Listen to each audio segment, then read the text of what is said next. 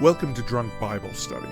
This show's mission is to read every single word of the greatest story ever told. A warning to our listeners, the hosts of this show are sinners, but they're doing their best. There will be drinking and there may be some swears. They did say they'd try to keep it clean, but I wouldn't put my money on it.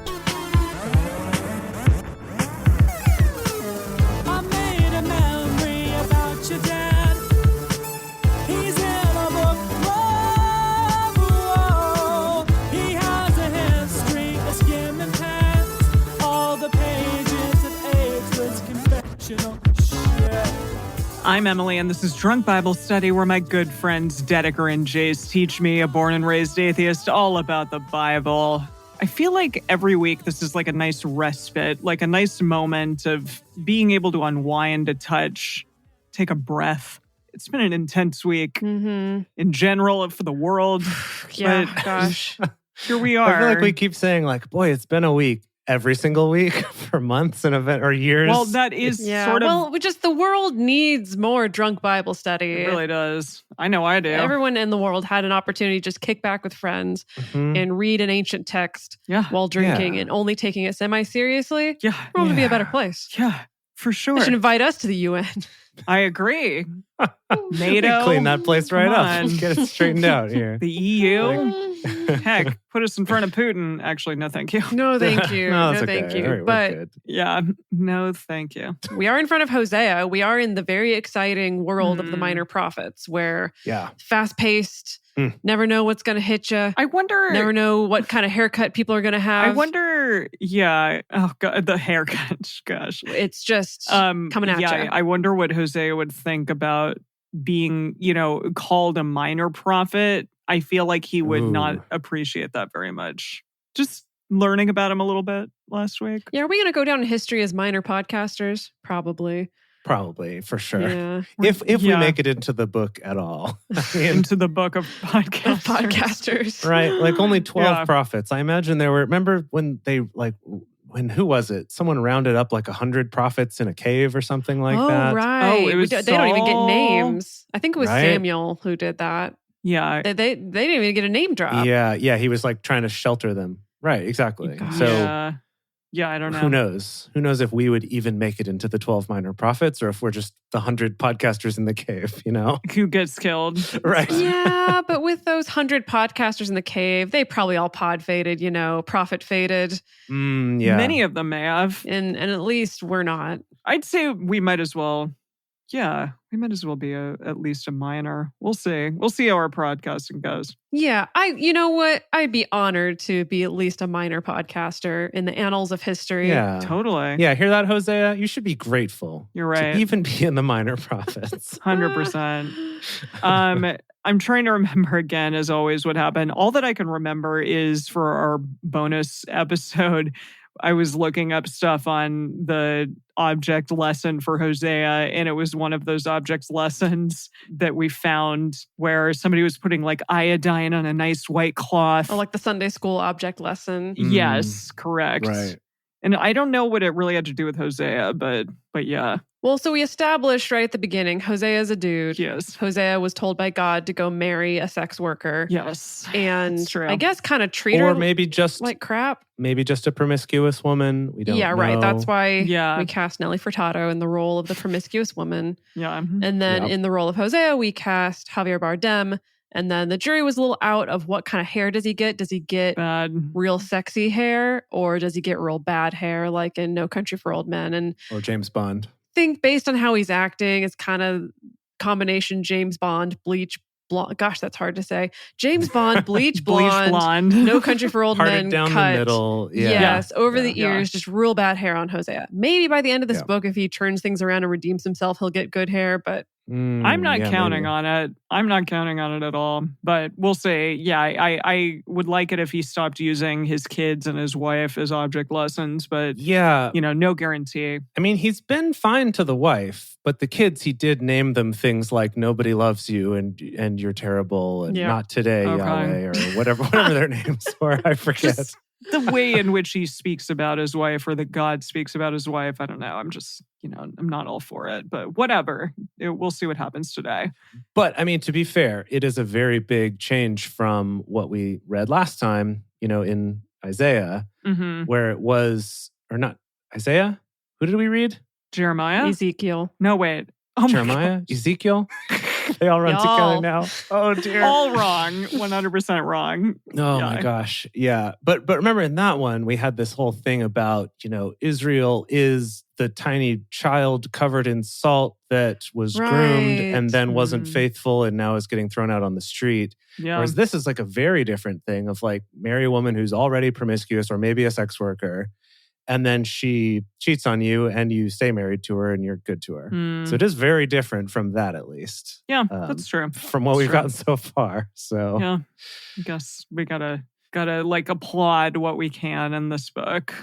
So what are you two drinking? Dedeker, you have a really big glass. Oh, yeah. I feel like your big glasses are your thing now. Oh, I'm just drinking straight gin. Square. Just straight gin. Yeah, really nice Roku gin, a Japanese gin. And yeah, I just couldn't be fussed to do something fancy today. I mean, that's fine. There you go. Well done. I was surprised. I was like, what are you drinking? She's like, straight gin, baby. Like, you're like, whoa. Cool. Yep. Yeah. I made myself a beautiful Curacao blue margarita.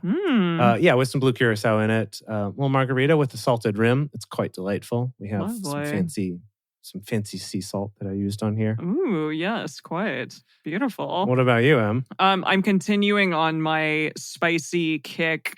So this is fun. This is a gin drink, but it's almost like a Bloody Mary, but with gin and tonic. It's like a Bloody Mary gin and tonic hybrid. It looks like a glass of soup. So yes, kind of. What I did was muddle little cherry tomatoes, jalapenos. I have cilantro. For those of you who don't like cilantro, you can omit it, and dill. And then also you throw in a little bit of hot sauce, salt and pepper, and Worcestershire sauce. I got vegan Worcestershire, so I was able to use that. And then, shake it all up with gin and then add some tonic on top. And it is so good. Yeah. I was like, I don't know about this recipe, but it is amazing. Highly, highly recommend. That sounds great. Yes. And it's your dinner, too. So seriously, I just like pop all this in my mouth and we're good to go. Yeah. Sean in the chat is asking, what's on the rim? Tahini. Oh, tahini. Love that. Yeah. Okay. That's fun. Amazing. Nice. And yeah, I brought these Thai chilies from last week to work, and all the guys in the back were like munching on them, which is amazing to me because one in my drink last week was enough to just about kill me. Yeah, but they were like, "Oh, this is so good!" So very impressive. Alrighty, awesome. What are we reading today? Yes, it is time. Today we're continuing on with everyone's new favorite minor prophet, Hosea. For now. We're going to be reading 5 chapters today in this second and also penultimate episode of Hosea. We're reading chapters 5 through 9, and then we're going to be reading one psalm today from a new psalmist. So everyone stay tuned for that. As we get started, we want to remind everyone to read responsibly and drink responsibly. You can drink along with us, or you can listen while you're in the car. But please do not do both at the same time. And with that, Hosea chapter 5.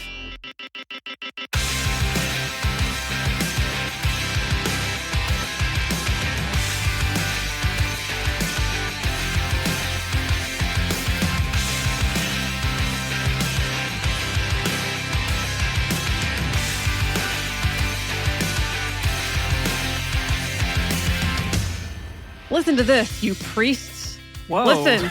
A good start. I like it. House of Israel, and give ear, house of the king, for the judgment is against you. For you have been a snare at Mizpah and a net spread on Tabor. The rebels are deep in slaughter, but I discipline all of them. I know Ephraim, and Israel is not hidden from me. For now, Ephraim, you have played the prostitute. Israel's defiled. Their deeds won't allow them to turn to their God, for the spirit of prostitution is within them, and they don't know Yahweh.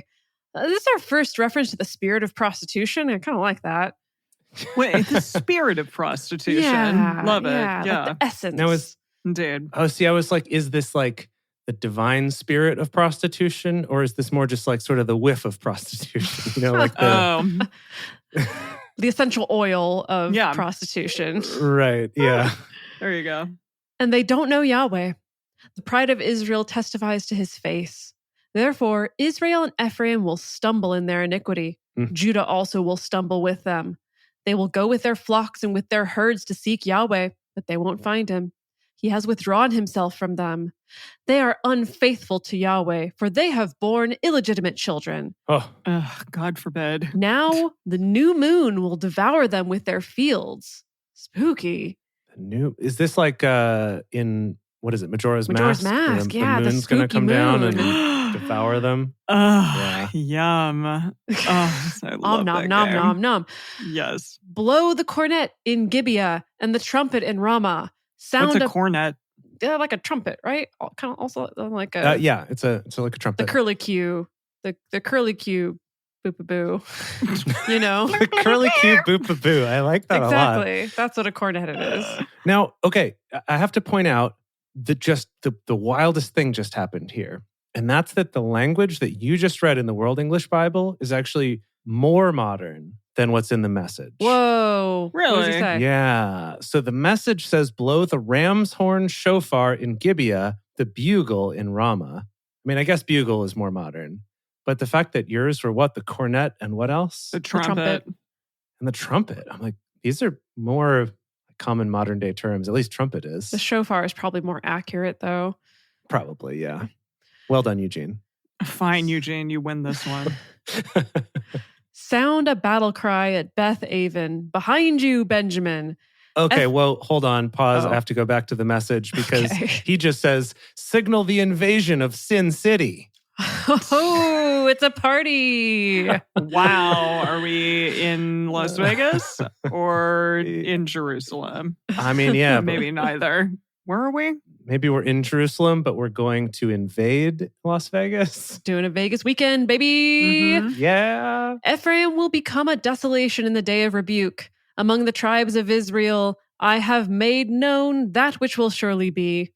The princes of Judah are like those who remove a landmark. I will pour out my wrath on them like water. That does sound annoying. I'm sorry, wait, what? Removing a landmark. It's like someone knocks Right. over your mailbox. Okay. Yeah. It's like some Okay, yeah. hijinks. Okay. Like now I can't find my way to the shop because they took down what? Like the The signs. statue or the billboard on the road? Well, there's no Google Maps at this point, right? It's true. Yeah, Yeah. okay, fair. And so you're like, Just the running in circles. rock painted to look like Moses' face is gone. How am I going to know how many more ephods Paces? to carry with me to Oh, yeah. reach how the many more high spans place? until Yes. yeah. Ephraim is oppressed. He is crushed in judgment because he is intent in his pursuit of idols. Therefore, I am to Ephraim like a moth. Oh, okay. Oh wow. Really? Like it's all up in your face Okay. all of a sudden. And you're like, ugh, Oh, yeah. moth, moth. chewing on your clothes in your closet or something. Yeah. Nom. Into the house of Judah like rottenness. Hmm. What does the Message say about the moth line? Yeah. What's the verse for that one? Is that 12? Yeah. Yeah. It's gross. Oh. He says, therefore I'm pus to Ephraim. Oh. What? How Dry is- rot in the house of Judah. Oh, so he just breezes right past the moth, huh? Yeah, he just doesn't even, he's like, no, pus, that's better. It's not. Well, I'd rather take a moth any day. Yeah, ditto. Yeah. When Ephraim saw his sickness and Judah his wound, then Ephraim went to Assyria and sent to King Jareb. But he is not able to heal you, neither will he cure you of your wound. For I will be to Ephraim like a lion, and like a young lion to the house of Judah. Shoot in the lion. So, well, one of them I'll be a little cuter, I guess. Yeah. Okay, so one, I'm just a grizzly, and another, I'm a grizzly and also with babies. Yeah, Is that the idea? yeah. Okay. Or like a young lion. Yes. So yeah. yeah, one is a big lion, one is a little lion. Or, I'm sorry, a Yeah. lion? lion, not a grizzly. I don't know where you got a grizzly Interesting. from, but In the Message, it's a grizzly. oh, that's That's fun. weird. That's a weird change. Well, Eugene, lions and tigers and bears, oh my, whatever. Yeah. I myself will tear in pieces and go away. I will carry off, and there will be no one to deliver. I will go and return to my place until they acknowledge their offense and seek my face. In their affliction, they will seek me earnestly. That's it. Okay. Wow. Can I ask, is Hosea saying all these things? He's prophesying to everyone. He's like saying what Yahweh is telling him to say, essentially. Yes. Yes. Okay. And it seemed like in that one, he was kind of switching back and forth between like talking about God in the third person, of being like, and he says this and he did this, and then other times saying it like, I am in God. first person, like, and then Yahweh said this, I said this, and I'll be back and you'll look for me. Yeah. So weird. Yeah, Okay. it's a little confusing. I noticed in the message, he just changed it all to be first person, like he's kind of narrating from God. Huh. So then I was kind of surprised in the World English Bible that it kind of goes back and forth between the two. Well, maybe that's a translation issue. Who knows? Yeah, who knows? Yeah. All right. So, chapter 6. Come and let us return to Yahweh, for he has torn us to pieces and he will heal us. He has injured us and he will bind up our wounds. It sounds like an abusive boyfriend right there. Yeah. Right. Yeah, he'll hurt us and then he'll bandage us up. Good. Yeah. Good. Yikes. Good. After 2 days, he will revive us. On the third day, he will raise us up and we will live before him. Huh. Let us acknowledge Yahweh. Let us press on to know Yahweh. As surely as the sun rises, Yahweh will appear. He will come to us like the rain, like the spring rain that waters the earth. Wow. So that was one big quote. And now here's another quote. It's like they're delineating the like difference. The deserts miss the rains. Yeah, and wait. I'll miss you. Is that a that song. is that a song that is a Bible song? Well, I don't think so. But maybe, it's always hard to tell because I think biblical imagery is so widespread, even if we don't know that that's where we got it. Yeah. But, there's some imagery there, so who knows? That's true. Who knows? Okay, so here's the next quote. Ephraim, what shall I do to you? Judah, what shall I do to you? For your love is like a morning cloud and like the dew that disappears early. Therefore, I have cut them to pieces with the prophets. I killed them with the words of my mouth. Okay. It's good. Your judgments are like a flash of lightning, for I desire mercy and not sacrifice, and the knowledge of God more than burnt offerings. But they, like Adam, have broken the covenant. They were unfaithful to me there. Gilead is a city of those who work iniquity. It is stained with blood. So, yes. Again, the message loves to come up with cool names for cities. Oh. Gilead has become Crime City. Yeah. Is that like Gotham, maybe? Ooh, yeah. Yeah, Gilead's become good. Gotham City. That's good. Yeah. I mean, the Batman's coming out soon, so. Appropriate. There you go. Yeah. As gangs of robbers wait to ambush a man, so the company of priests murder in the way towards Shechem, committing shameful crimes. In the house of Israel, I have seen an honorable thing. Oh, no, and a horrible thing, not honorable, horrible. Very different meaning. Very Emily. different, yeah. Yes. There is prostitution in Ephraim. Israel is defiled. Also, Judah, there is a harvest appointed for you when I restore the fortunes of my people. Okay. And that's the end of that chapter. Wow, that was very short. Oh, wow. God, so short. Also, prostitution in Ephraim, like, isn't there prostitution everywhere? I'm assuming he must be referring to Ephraim or the tribe of Ephraim worshiping other gods. That's usually what he's meaning is sorry, guys, of they're course. worshiping other gods or fraternizing with other cultures, and he really doesn't like that. He hates it. Yeah, in the message, he says Ephraim worshiping in a religious whorehouse. Oh, gosh. Which kind of tracks with the whole sex and religion shrines thing. Yeah. I think that might be what he's going for. Got it. Also, Em, can you read that last verse? Because I'm puzzled about Eugene's translation of this one. Also, Judah, there is a harvest appointed for you when I restore the fortunes of my people. Okay, let me hit you with the message. Okay. He says, you're as bad as the worst of them, Judah. You've been sowing wild oats. Now it's harvest time.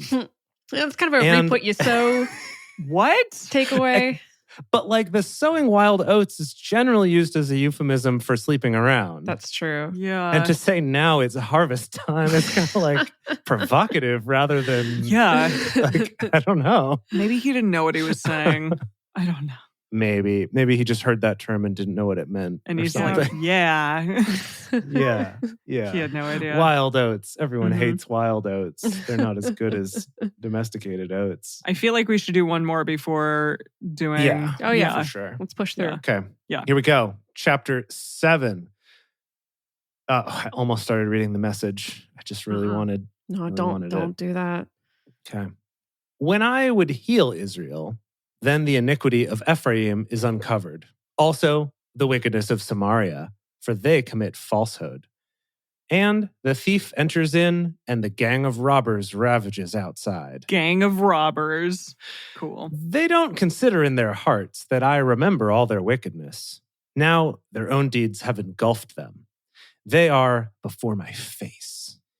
They make the king glad with their wickedness, and the princes with their lies. They are all adulterers. They are burning like an oven that the baker stops stirring. What? Oh, I'm sorry.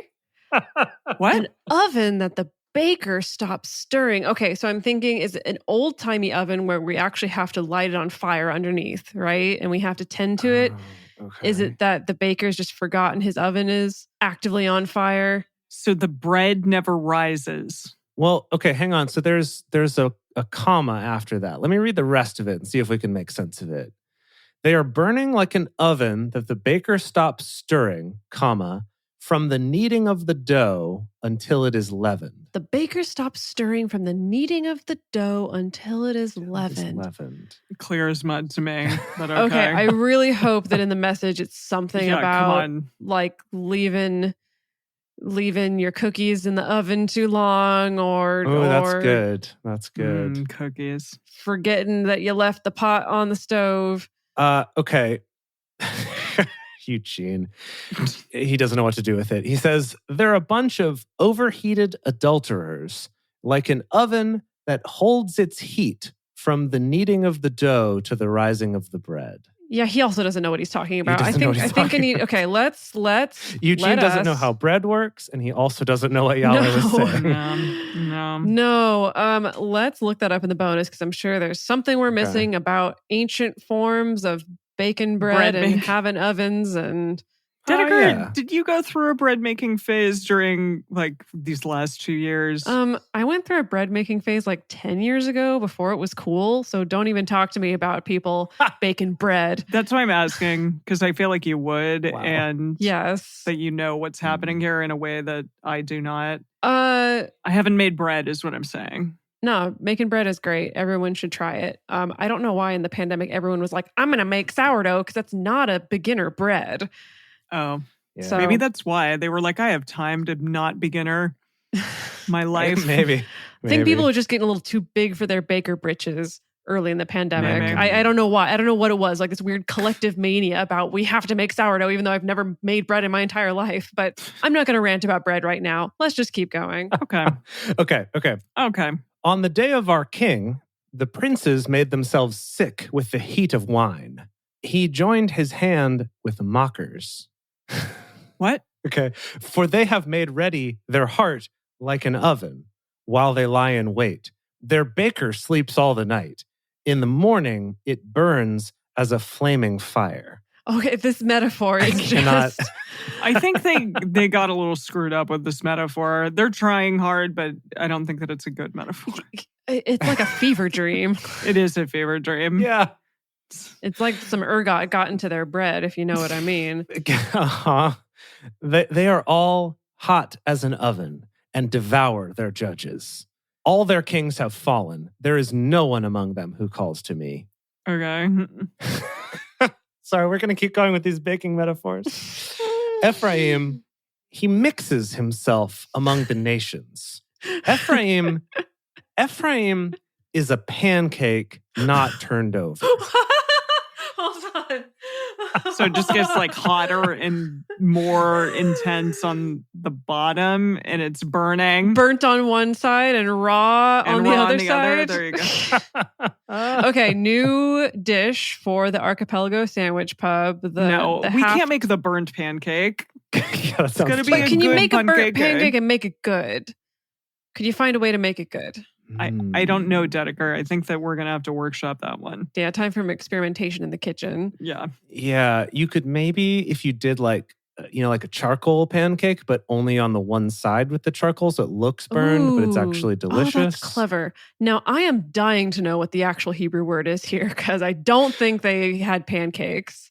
Probably a flatbread. This is a good hermeneutic stack exchange question for the bonus, I think. So sure to put that in about pancakes there. Maybe like latkes, right? It's got to be something like that. I could go for a good latke. I know latkes are Jewish, but are they that old? Yeah, who knows? Was there a lot of potato cultivation in the Middle East at this time? I don't hear about potatoes a lot, but they might be there. Boy, now I got to go into research the history of latkes. Gosh, okay. I just want to this is good. We've got lots of content. Okay, Ephraim. It's all food related. Just to reiterate, Ephraim is a pancake not turned over. Strangers have devoured his strength, and he doesn't realize it. Indeed, gray hairs are here and there on him, and he doesn't realize it. Wait, who has gray hair? Who are we making fun of now? Ephraim? Okay, Ephraim still a pancake, gray hairs. How embarrassing. A gray-haired pancake. Gross. Yeah. The pride of Israel testifies to his face, yet they haven't returned to Yahweh their God, nor sought him for all this. Ephraim, there's just more metaphors. New metaphor now. Ephraim is like an easily deceived dove without understanding. Everyone knows how gullible doves are, am I right? Just kind of walking around with its head bopping. How would you personally deceive a dove? I don't know. I'd have to, you can't look it in the eye. You have to go behind it while it's pecking or trying to like move around. Okay. How do you know this? And then no, I haven't done this. I'm just saying like you can't look a dove in the eye. Like they have to, like a pigeon. What are you talking about, Emily? What is this like you have to, ancient magical tome bestiary knowledge about not looking a dove in the eye? I'm vegan, okay? No, I'm kidding. I'm just thinking maybe you can go up to a dove when its back is turned to you and try to pick it up. Hold on. Wait, is this speculation or is this a fact? I think it might work. I really got jizz going for some reason. I don't know what's There's only one way to find out. Oh my gosh. No, just like you can't, because they are they're scaredy cats, but they're doves. And so you can't like go up to a dove. It'll fly away. You have to like approach it gently while its back is turned. I would deceive a dove by like making taking a gray sock and stuffing it and making it into like a fake lady dove. That's how I would catch. Also good. That's also good. That's what I would do. And then you would walk up to it while its back was turned to the lady dove. To the lady dove. The lady dove is looking at you and it's looking at the lady dove, and then you would pick it up. How would you personally deceive a dove, Chase? I'm crying laughing so hard at just not looking a dove in the eye. Something about that really caught Don't look me. it in the eye. It's like, oh, obviously, you just don't look it in the eye. That's how you trick a dove. Everyone knows that. Oh, wow. Right, okay. well. I have to go on. Okay. Okay. All right. Ephraim is like an easily deceived dove without understanding. They call to Egypt. They call to Assyria. When they go, I will spread my net on them. I will bring them down like the birds of the sky. I will chastise them as their congregation has heard. Is this what is the trick you play on doves? Is you throw a net over them, I guess? No bird can resist a net. Yeah, it's true. That's science. Woe to them, for they have wandered from me. Destruction to them, for they have trespassed against me. Though I would redeem them, yet they have spoken lies against me. They haven't cried to me with their heart, but they howl on their beds. Who is this? Is it still Ephraim? Yeah, I guess this is still Ephraim. Yeah. Oh, maybe. Okay. But they howl on their beds. Yeah. They assemble themselves for grain and new wine. They turn away from me. Though I have taught and strengthened their arms, yet they plot evil against me. They return, but not to the Most High. They are like a faulty bow. One more metaphor here. Okay. They are like a faulty bow, Their princes will fall by the sword for the rage of their tongue.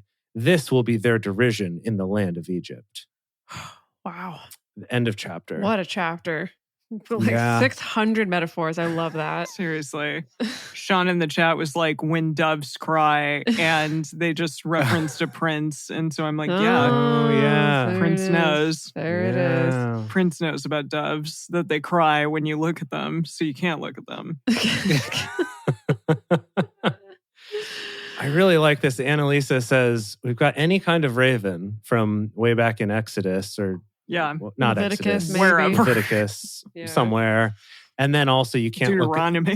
look a dove in the eye. It's a pretty good sort Yeah. of complimentary expression to go along with any kind of raven. I just want like two birds kind of like on either side. Like you see a dove and a raven, and they're kind Okay, of like yeah. looking back at each other. They're like, hey. Oh, this is like the DBS coat of arms. Yeah, exactly. Oh, I like. Okay, this is a good. dove and a Okay. raven. Yeah. Dove and a raven. Because aren't Good. doves like, are they supposed to be like for Jesus or something? They're for Jesus. Doves for Jesus.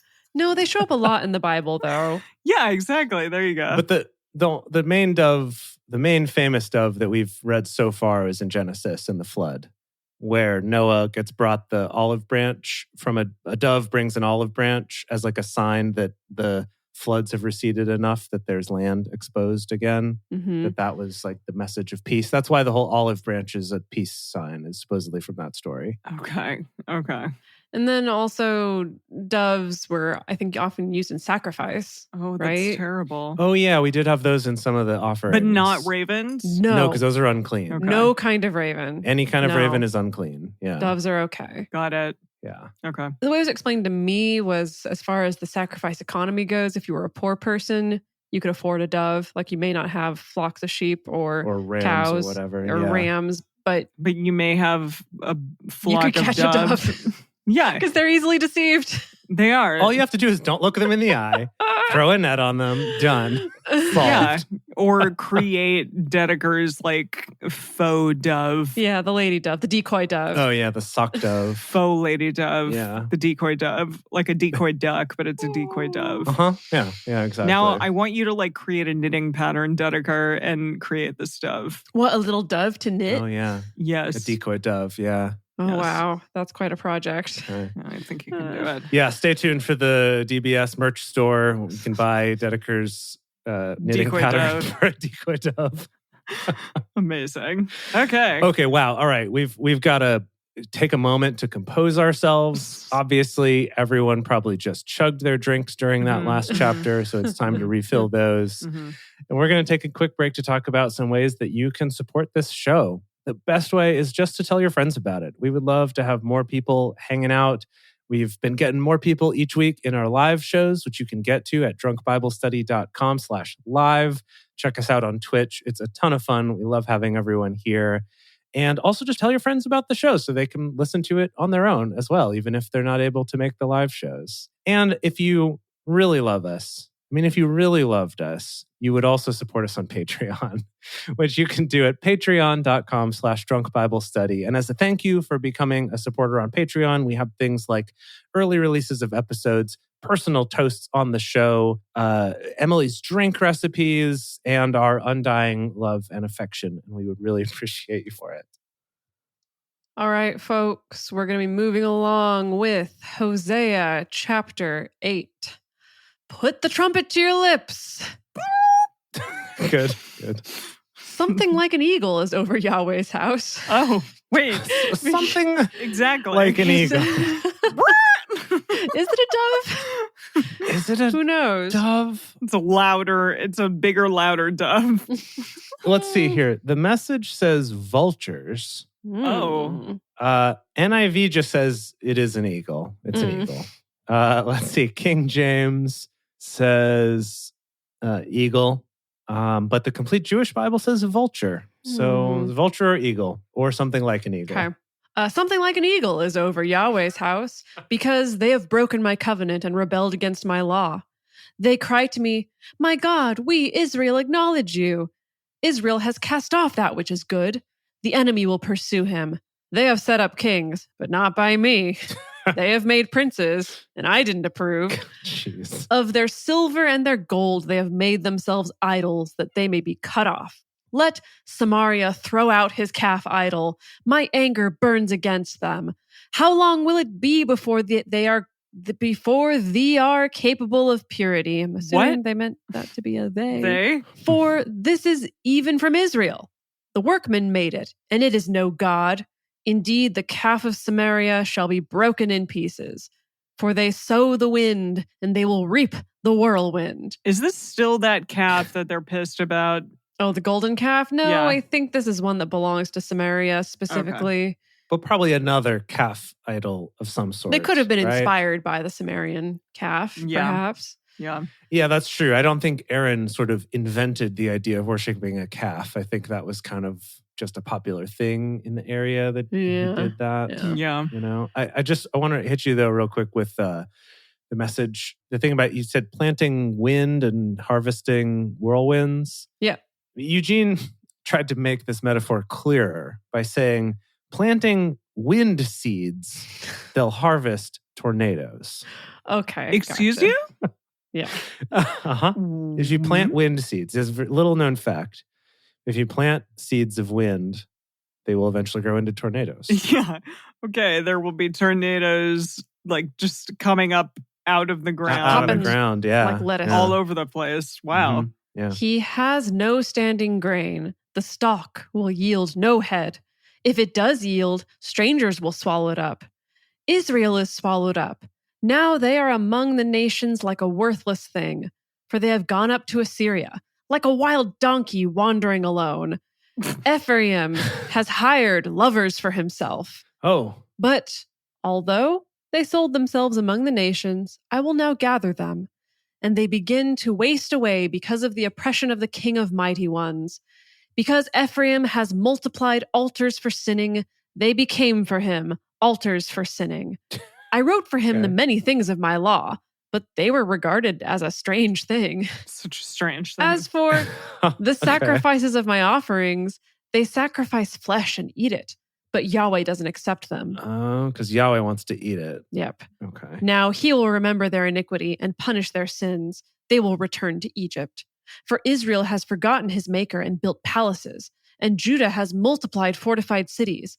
But I will send a fire on his cities, and it will devour its fortresses. End of the chapter. Wow. Okay. Last I one. mean, it's like he's I gotta- just a drag.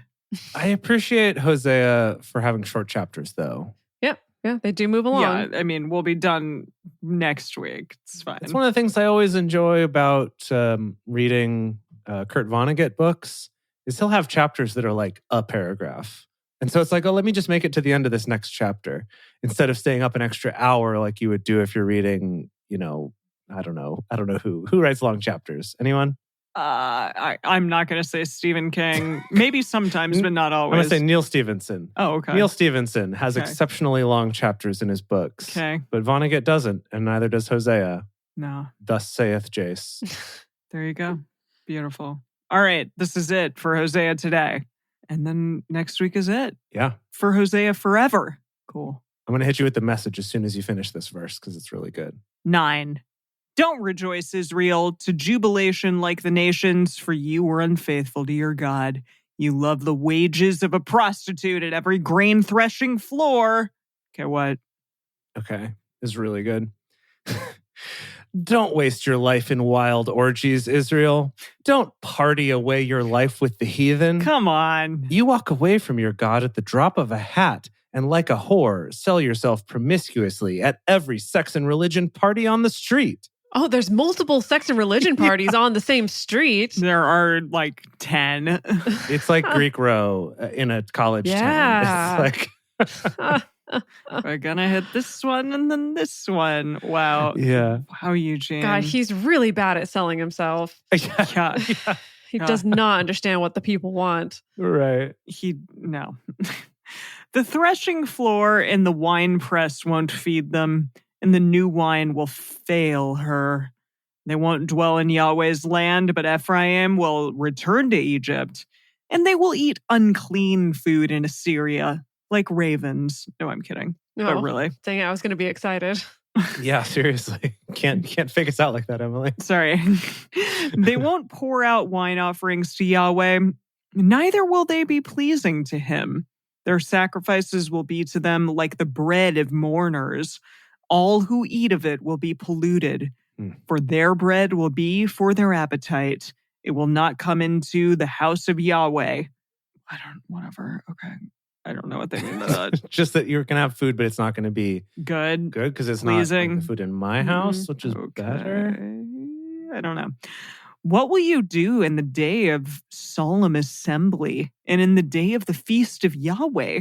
For behold, they have gone away from destruction. That's what I meant to say. Egypt will give them up. Memphis will bury them. We're walking in Memphis. Nettles will possess their pleasant things of silver. Thorns will be in their tents.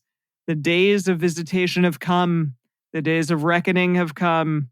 Israel will consider the prophet to be a fool, and the man who is inspired to be insane because of the abundance of your sins and because your hostility is great. Is he talking about Hosea here? Yeah, that's prophet. I mean, that sounds like every prophet of like men who are inspired to be insane because of how bad all the Israelites are. Yeah. Okay. So according to Eugene here, it's kind of like Dedeker said, that Israel just in general is going to say, the prophet is crazy. The man of the spirit is nuts. But is the chicken or the egg, though? Yeah. Okay. All right. Sure. Really, Fair though. enough. Yeah. A prophet watches over Ephraim with my God. A fowler's snare is on all of his paths, and hostility is in the house of his God. They have deeply corrupted themselves, as in the days of Gibeah. He will, Gibeah? He will remember their iniquity. He will punish them for their sins. I found Israel like grapes in the wilderness. I saw your fathers as the first to ripe in the fig tree at its first season. But we're back to more metaphors. I like this. Okay, Yeah. so I came upon you and you were grapes. A little grape and a little ripe fig tree at the first season. Yeah. Yeah, delicious. But they came to Baal Peor and consecrated themselves to the shameful thing and became abominable. Abominable. Abominable? The abominable snowman? Abominable? Crap. Abominable. No. Abominable. No, a bomb. A bomb in a bowl. Able. A like, bomb. no, in it's a bomb inside a bowl. Abominable. Abominable. Oh, there you thanks, go. Dedeker. That's great. That's a great way of saying it. It's a bomb in a bowl. And this is how you deceive a dove. Yeah, stick a bomb in a bowl, they'll never see it coming. Okay. And became a bomb in a bowl that like that which they loved. Okay, yes, John in the Sorry, chat. Everyone. Is a bomb in a What? bowl, is that on the Archipelago Sandwich Pub menu? And if so, what is it? Yeah, what is it going to be? What's going to be the bomb? A bomb in a bowl. I think it's got to be like a big pot roast, maybe a vegan pot roast that just has like it can be both. You could get a vegan or a non-vegan version. like a bunch of chilies on the inside. Ooh, that's good. But Yeah, what if maybe I think it should be a drink though, because it's a Thai bomb, chili. right? Maybe it's both. Maybe it's a drink inside of a pot roast. Okay. Many years ago, when California was first on fire, I made a drink called California is on Fire, and so is this drink. And I was thinking about it today. I forgot what I put in it, but it could be abominable instead. It could. Okay, no, this is what it is. It's a pot roast, and on the inside is a buzzball. Okay, perfect. Yeah. Okay, because those look like little bombs, little old timey bombs. Exactly, like little bombs. They do. They do look like a bomb. Okay, great. Where was Done. I? We got it. As for Ephraim, their glory will fly away like a bird. There will be no birth, none with child, and no conception. Though they bring up their children, yet I will bereave them, so that not a man shall be left. Indeed, woe also to them when I depart from them. Ephraim, like I have seen Tyre, is planted. Wait, what? Hold on. Back up. Sorry, Ephraim, like I have seen Tyre, is planted in a pleasant place. But Ephraim will bring out his children to the killer. Whoa, yikes. Who? The killer. What? I don't know. The killers? It's like the killer comes around. He's like, I'm going to kill you all. And they're like, take my kids. Or maybe it's the band The Killers. Give them, but oh, he's only, going to take his kids to the Killers show and they go on tour. Maybe just the lead singer. It's just the lead singer who's singing. It's the killer. Okay. Oh, right. The killer. Just one of them. Okay. That makes more sense. There you go. Give them, Yahweh, what will you give? Wait, give them .. Yahweh, what will you give? What will you give? Yeah, I just thought of that too. Yeah. Dedeker, that's a Jason Robert Brown reference. Oh, okay. Yeah. All right. Sure. Give them, I'll give them a miscarrying womb and dry breasts.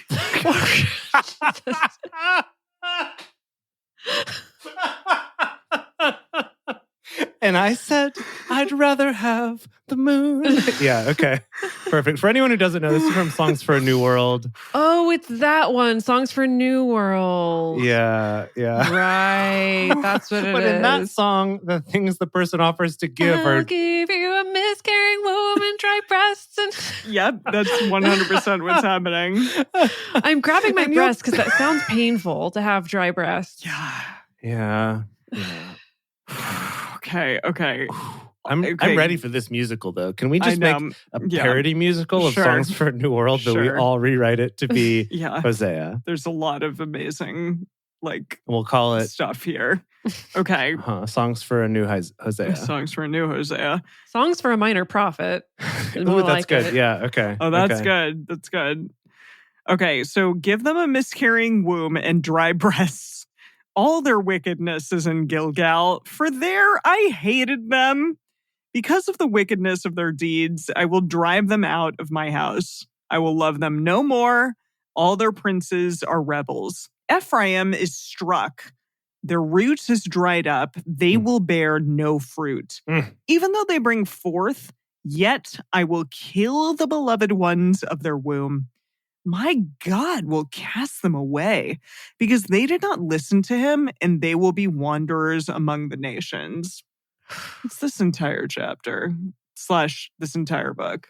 Yeah. So this was very different from our last reading, right? Because our last reading was setting up this whole weird object lesson with the go marry a prostitute and give your kids these terrible names and then go buy her back and do all this stuff. And now it's just the prophecies. I don't know what happened to get us from A to B, where we're talking about jackfruit and doves and bombs and bulls and dry breasts and pancakes being a not flipped over pancake. It's okay. It's a big yes. Like the people in the chat are saying, it's a menu.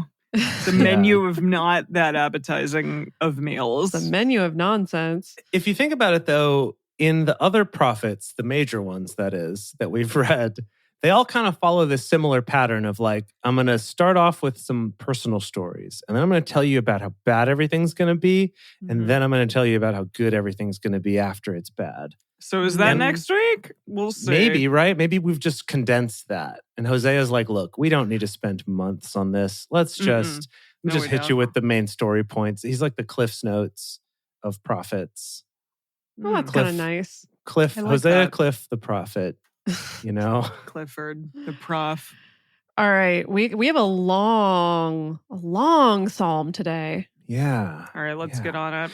Now it's time for Silly Psalms with DBS, the part of the show where DBS comes out and reads a psalm.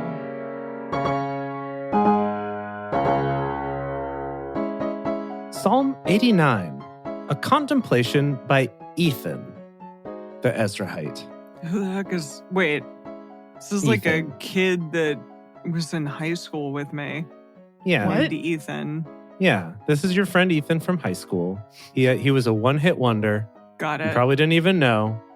But Ethan the Ezrahite had this one psalm that he wrote, and this is it.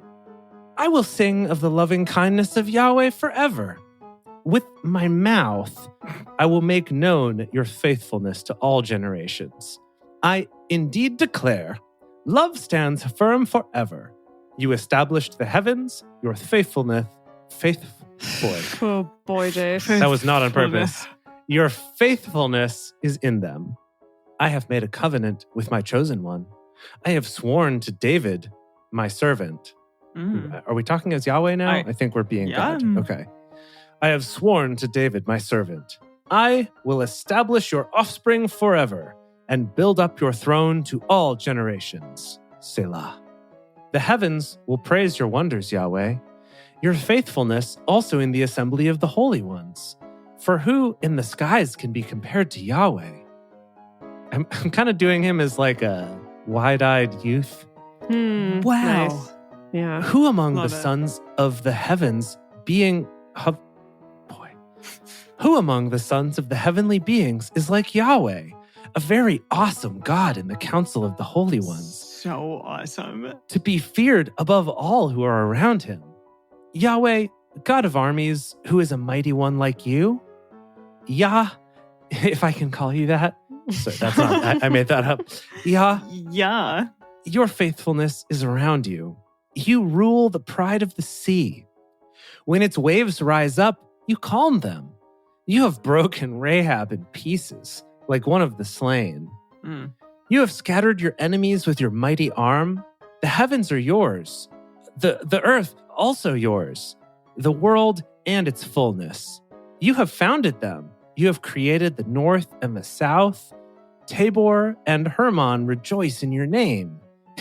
You have a mighty arm. Boy. Your hand is strong. Oh. And your right hand is exalted. Righteousness and justice are the foundation of your throne. Okay. Loving kindness and truth go before your face.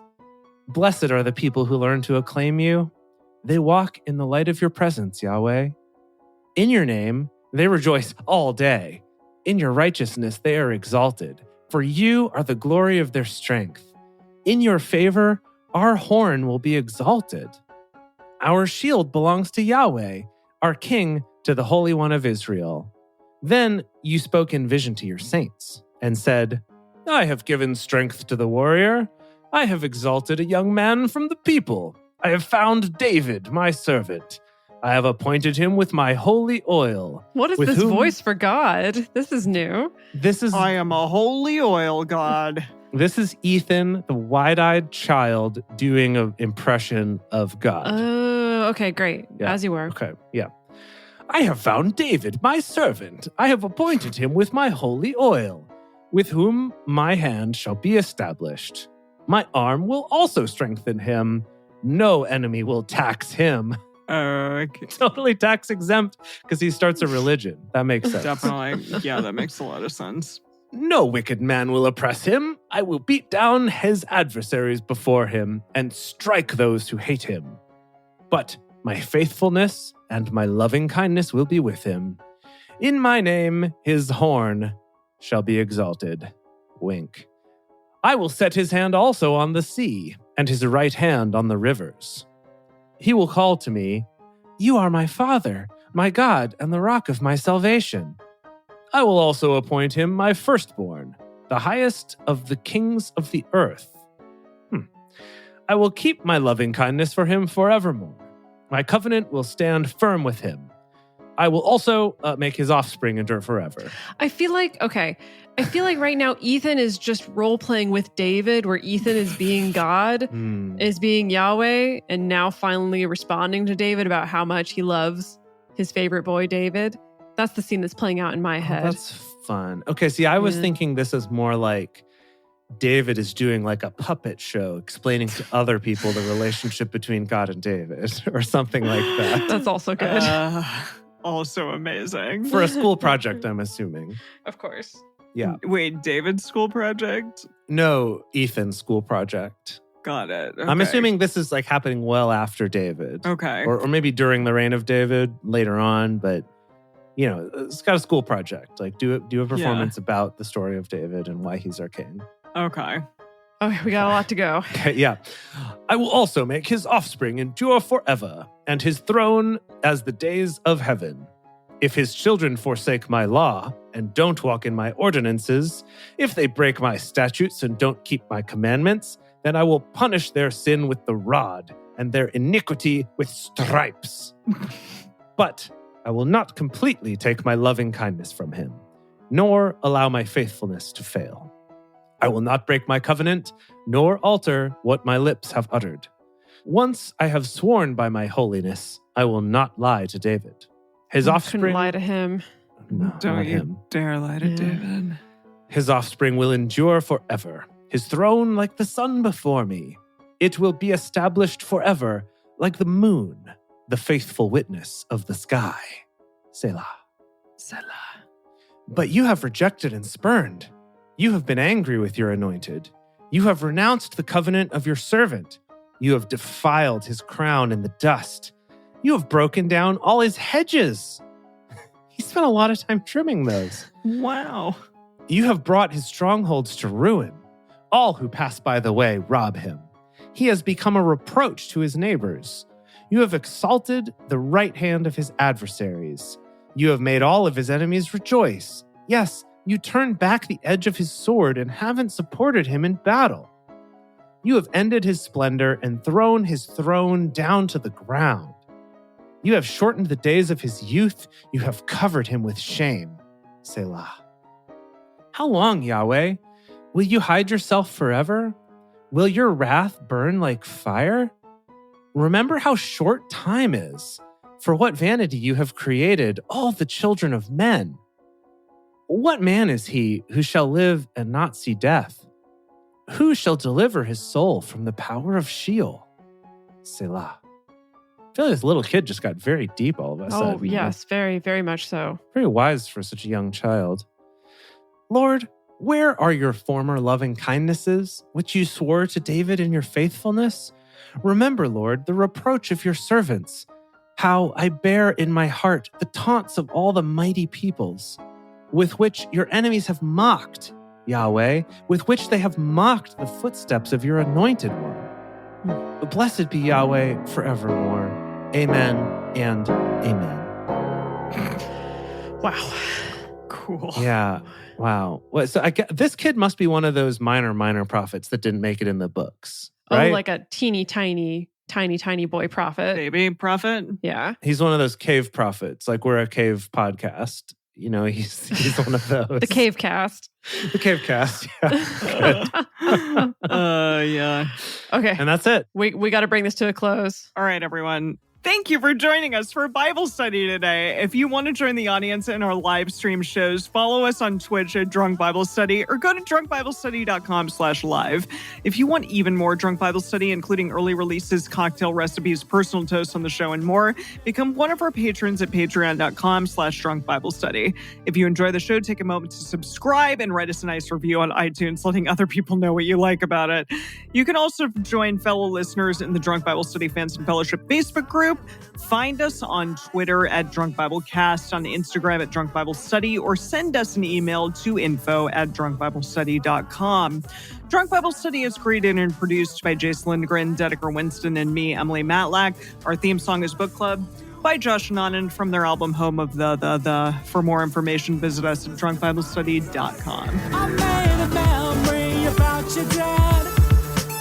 He's in a book club. Whoa. He's got a history of skimming past all the pages of ageless confessional.